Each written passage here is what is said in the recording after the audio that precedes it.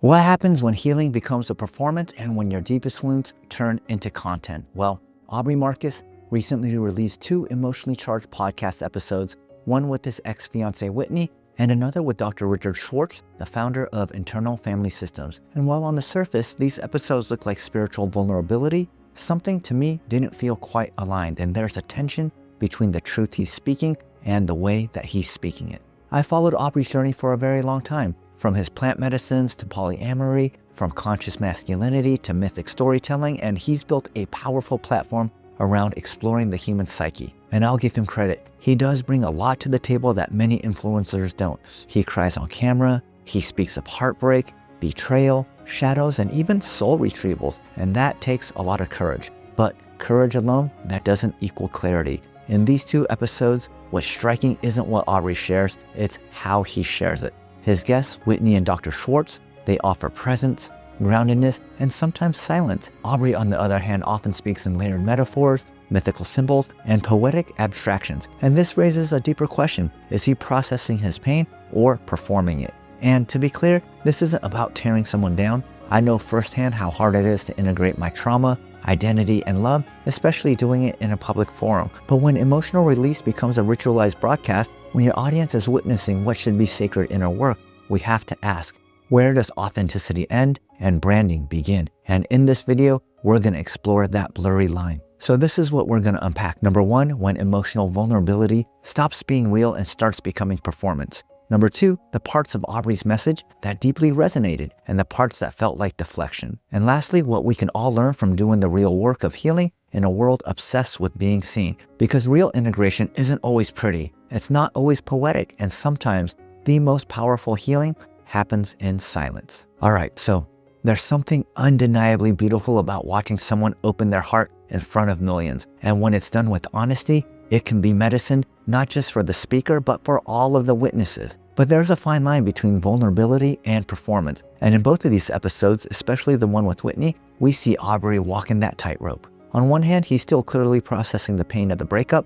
The sadness in his voice is real. The part of him that still loves her is real. The ache in his words isn't something you can fake. But the way the pain was curated, to me, that's where things get murky. And at times, it felt like he was narrating a myth, not living in the moment. Like he was describing the heartbreak from a distant mountaintop, rather than letting us feel it with him on the ground floor level. So he will say things like, the sacred union dissolved into the chrysalis of transformation, instead of just saying, we broke up and it hurt. And this is where Dr. Robert Schwartz's presence becomes so revealing. If you really watch him, not just what he says, but how he listens, you can feel the subtle friction. Schwartz isn't antagonistic. He's not there to argue or to correct, but he does slow down the tempo. He brings it back to the body. He invites felt sense instead of abstract narratives. There's a moment where Aubrey launches into an eloquent description of one of his protector parts, the storyteller, the hero, the man who turns pain into poetry, and Schwartz gently interrupts. He asks almost softly, and where do you feel that part in your body? That single question cuts through the entire performance because the body does not lie.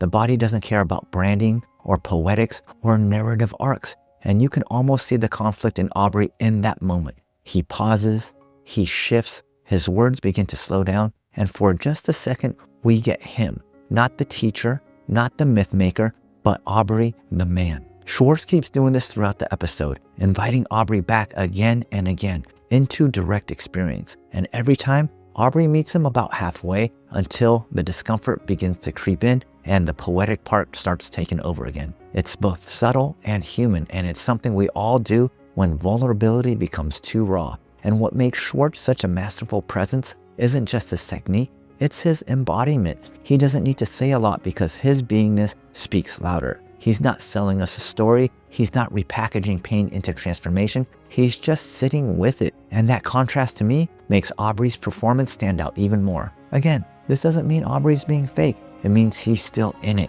And sometimes when the wound is fresh, it's safer to talk about healing than to actually heal, especially in front of a camera. And let's be real, when your entire identity is built on being transparent, authentic, and wise, there's enormous pressure to look healed even when you're not. And that's the trap of the conscious celebrity. So watching this conversation is actually a lesson in real-time integration. It asks us these important questions. Are we sharing to be seen or to avoid seeing ourselves? Are we using spiritual language to mask our wounds or to excavate them? And are we brave enough to sit in silence without the story, without the structure, and without the script? Because sometimes the deepest healing isn't about a beautiful sentence, it's about a shaky breath. And in this episode, Schwartz gave Aubrey and all of us this beautiful mirror, not to criticize, but to invite us back to what is real. So let's talk about the episode with Whitney, because this is where the emotional tension hits a whole nother level. On the surface, it's being presented as a brave act of closure.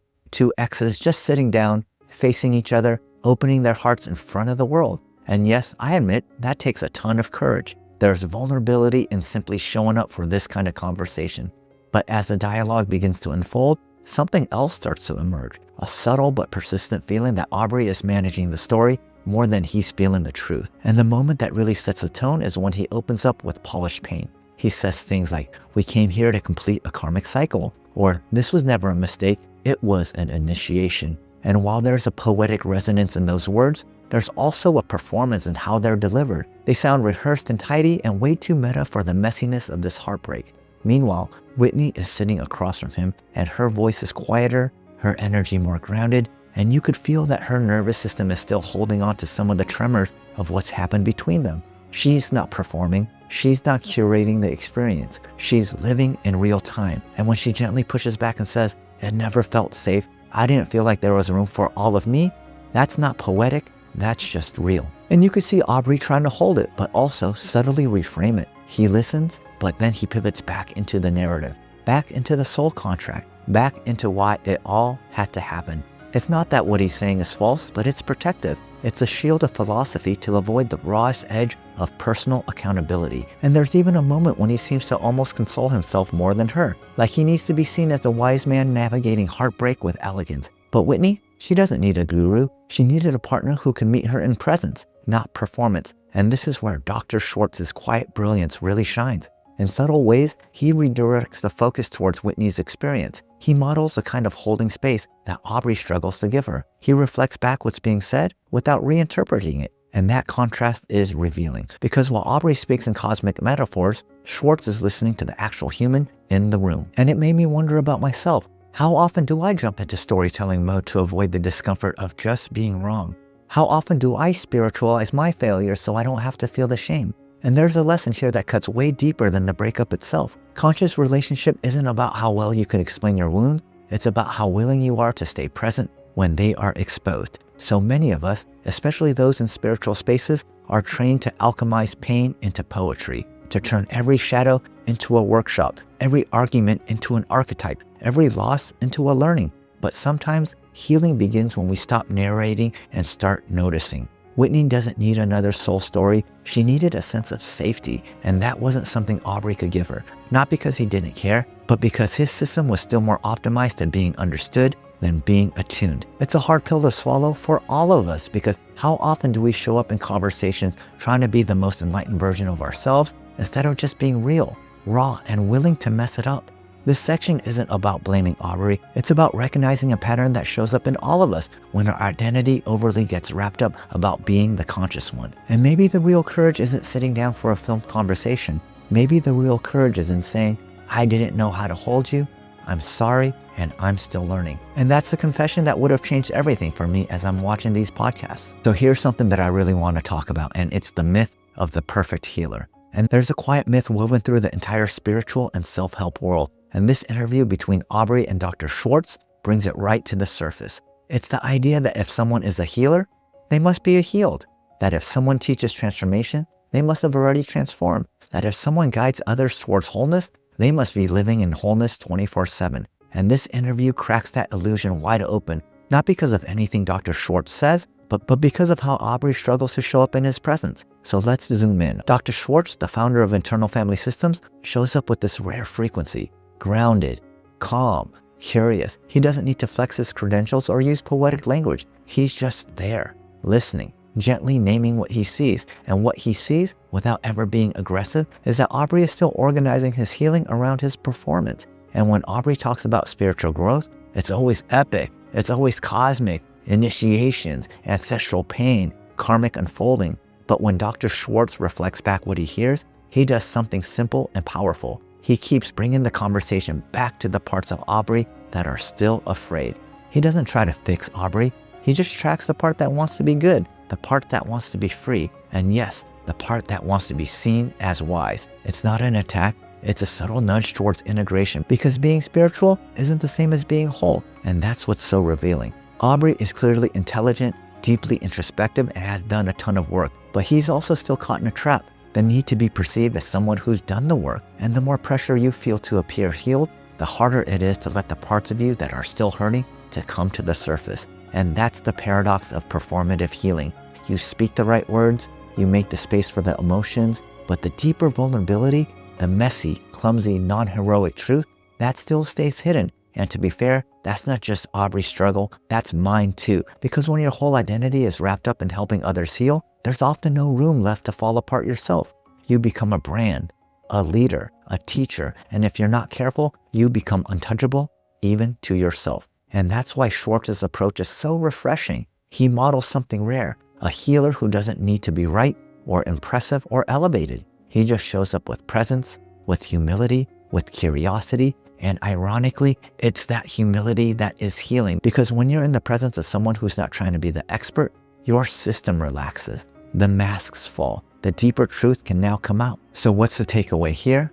To me, it's this: we don't need more perfect healers, we just need more honest ones. We don't need more people who have mastered the language of transformation. We need more people who are willing to say, I still have parts of me that get scared. I still have parts of me that want to be liked. I still have parts of me I haven't fully integrated. And that kind of leadership doesn't require a microphone, it just requires courage. So whether you're a coach, a therapist, a creator, or simply someone walking the path of awakening, let this be a reminder. You are allowed to still be healing. You are allowed to still be messy. You are allowed to still be a human, because healing isn't a destination, it's a devotion. And ironically, the more you release the pressure to be perfect, the more space you create for real transformation. So what are we supposed to take away from this? There's two conversations, one with a therapist who helped create a revolution in trauma healing, and one with an ex-partner who saw Aubrey at his rawest, most human, and most imperfect. These weren't just podcast episodes, they were mirrors, not just for Aubrey, but for all of us. And here's what I saw, and maybe you saw these things too. Number one, spiritual language can become a shield.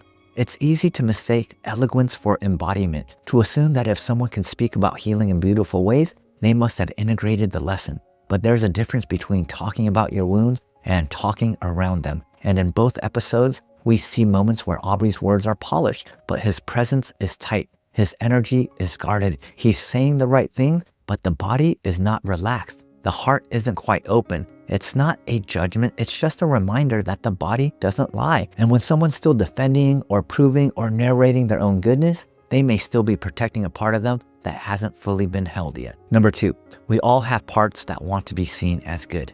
Dr. Schwartz, he never shames Aubrey, and that's what makes his presence so powerful. He just reflects back to the part that wants to be seen as noble, as healed, as evolved. And let's be real and honest with each other. We all have that part of us in us. Maybe yours shows up when you post something inspirational. Maybe it shows up when you talk about your trauma with pride instead of pain. Maybe it whispers, if I just say it the right way, people will think I've got it all figured out. And that part isn't bad, it just needs more love. It needs to know it's not the whole story, that you're allowed to be complex and conflicted, and to be still growing. Number three, your healing doesn't need to impress anyone. So if you take anything else away from this video, take this. Your healing is not a performance. It doesn't need to be a trend. It doesn't need to be poetic, and it doesn't need to be turned into content. You could cry without explaining. You could shake without spiritualizing it. You could fall apart without narrating the cosmic lesson. You don't owe your pain a perfect caption or a perfect video. Lastly, we need more spaces where honesty is safe. And in my opinion, the reason Aubrey struggled isn't because he's fake, it's because we've created a culture that rewards curated vulnerability over raw, unfiltered truth. He's built a platform where he's expected to be both broken and brilliant, healer and humbled, spiritual guide and spiritual mess. And that's a lot of pressure to hold in one human body. And if we're not careful, we'll all end up chasing the same illusion, thinking we have to appear to be awake instead of actually sitting with what's asleep within us. So let's make more space for ourselves and for others so that we can be in process, to not have to have the words yet, to not have to have the insights yet, to just be with what's here, because that's the kind of honesty that truly heals us. So Aubrey is still learning, and so am I. He didn't handle every moment with grace, but he showed up, and sometimes showing up is the hardest part. So before we point our fingers outwards, let's point our fingers inwards. What parts of us still want to be seen as perfect? What parts still hide behind spiritual language? And what would it feel like to just be human? That's what this whole journey is about. Not ascending to some higher identity, but returning to the one you left behind. The one that thought being loved meant being flawless. And let's love the flawed parts within all of us as well. So if you're still watching, I want to thank you, not just for your time, but for your willingness to go deeper with me. This wasn't an easy conversation to break down because it forced me to look at parts of me that I often keep hidden. The performer, the narrator, the one who wants to be seen as healed instead of just being human. And that's where the real work begins. Not in polishing your pain, but being still enough to feel it. Not in sounding wise, but in getting quiet enough to hear your own truth. And that's why I always go back to meditation, because when you sit with yourself, without the noise, without the performance, you start to notice the parts of you that are still hurting. And instead of fixing or judging them, you just breathe. You just be with them. And that's how we heal. That's how we expand. And that's how we stop chasing and start integrating. And if you want support on that journey, if you're ready to be in a community that values truth over image and process over perfection, I invite you to join my free meditation and healing community. The link is in the description. It's a space where we could go deeper together. No filters, no pretending, just presence. Also, if you benefited from this video, I would truly appreciate it if you could subscribe, comment, or share this with a friend. I truly believe if we expand together, we can all heal together. And until the next time, keep showing up with your heart open and your ego soft. You don't have to be perfect to be loved. You just have to be real. Much love, family. I will see you in the next video.